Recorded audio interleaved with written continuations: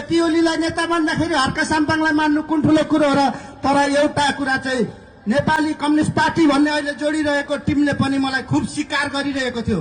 मैले भने तपाईको त एमाले पछाडि त कम्युनिस्टको विचार मिल्छ नि, विचारको चाहिँ प्रभु कुरा नगर्नुहोस्। किनभने तपाईहरु राजाको आन्दोलनमा ६३ को आन्दोलनमा म गोली लागेर शहीद भएको भने मेरो कालो स्ट्याचु भोजपुरको तलतिरको त्यो पार्कमा राखिदिनु हुन्थ्यो होला। तर बाँचे तपाईँ राजाको मान्छेसँग पनि साटकाट गर्नुहुन्छ, सत्तामा जानको लागि, कुर्सीमा बस्नको लागि जोसँग पनि मिल्नुहुन्छ, कांग्रेससँग पनि मिल्नुहुन्छ, कोसँग मिल्नुहुन्छ, जो पाए त्यहीसँग मिल्नुहुन्छ।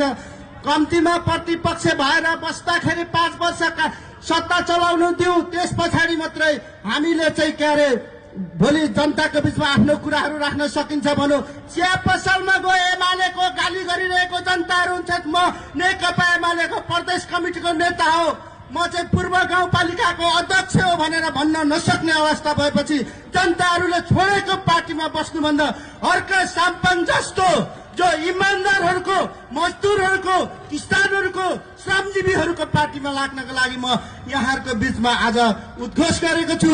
आजबाट मलाई जे जिम्मेवारी दिएर अगाडि बढाउनुहुन्छ म त्यसको पूर्ण रूपमा पालना गर्नेछु र जनतालाई घात गर्ने छैन।